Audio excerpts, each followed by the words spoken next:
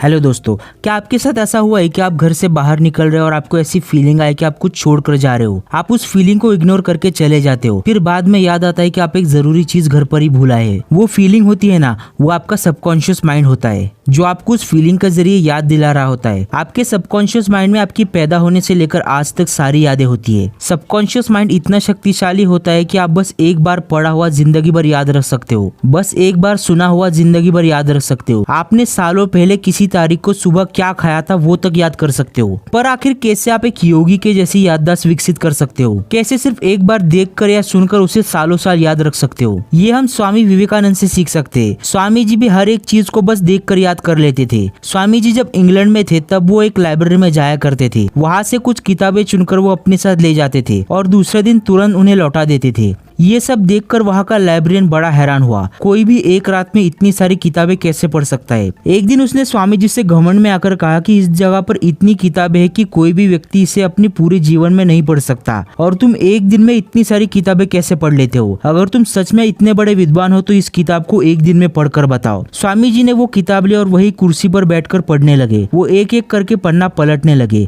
वो बस देखकर ही पूरा पन्ना पढ़ लेते थे और देखते देखते उन्होंने पूरी 700 पन्नों की किताब एक घंटे में खत्म कर दी। लाइब्रेरियन को यही लग रहा था कि वो नाटक कर रहे हैं, तो उसने उस किताब के बारे में कुछ सवाल पूछे तो स्वामी जी ने उसके जवाब पेज नंबर के साथ बता दिए। तब उस लाइब्रेरियन ने स्वामी जी की याददाश्त का लोहा मान लिया।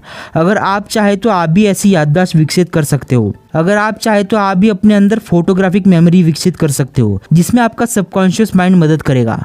इससे पहले आपको सबकॉन्शियस माइंड के बारे में एक बात जाननी जरूरी है कि उसके अंदर आपकी बचपन से लेकर आज तक सारी यादें होती है। जब आप दूध पीते बच्चे थे, जब आपकी कॉन्शियसनेस एक्टिव नहीं हुई थी, तब वो आपकी हर बात को कंट्रोल करता था। वो समय आपको याद ना हो, लेकिन आपके सबकॉन्शियस माइंड के जरिए आप ये याद कर सकते हो कि उस वक्त आपने जो देखा था, जो सुना था, जो बोला था। आप जब घर से बाहर निकलते हो तो आप जो भी अपनी आंखों से देखते हो वो सब कुछ आपका सबकॉन्शियस माइंड रिकॉर्ड करता है। कई बार क्रिमिनल से जानकारी निकालने के लिए भी सबकॉन्शियस माइंड की मदद ली जाती है, जिसे नार्को टेस्ट भी कहा जाता है, जिसमें क्रिमिनल को सोडियम पेंटोथॉल नाम का इंजेक्शन दिया जाता है, जिससे क्रिमिनल अपनी कॉन्शियसनेस खो देता है और उसके सबकॉन्शियस माइंड का डायरेक्ट एक्सेस मिल जाता है। उस अवस्था में क्रिमिनल वो बातें भी बता देता है जो उसे कभी याद भी नहीं थी। वो बातें भी बता देता है जिसने उन पर कभी ध्यान नहीं दिया था, जैसे कि किसी का फेस याद करना या कोई नंबर प्लेट याद करना। आपकी आंखों ने देखी हुई हर चीज आपका सबकॉन्शियस माइंड याद रखता है और हमारे लिए जो जरूरी है वही यादें हम तक पहुंचाता है। स्वामी विवेकानंद भी अपनी सबकॉन्शियस माइंड से याद करते थे,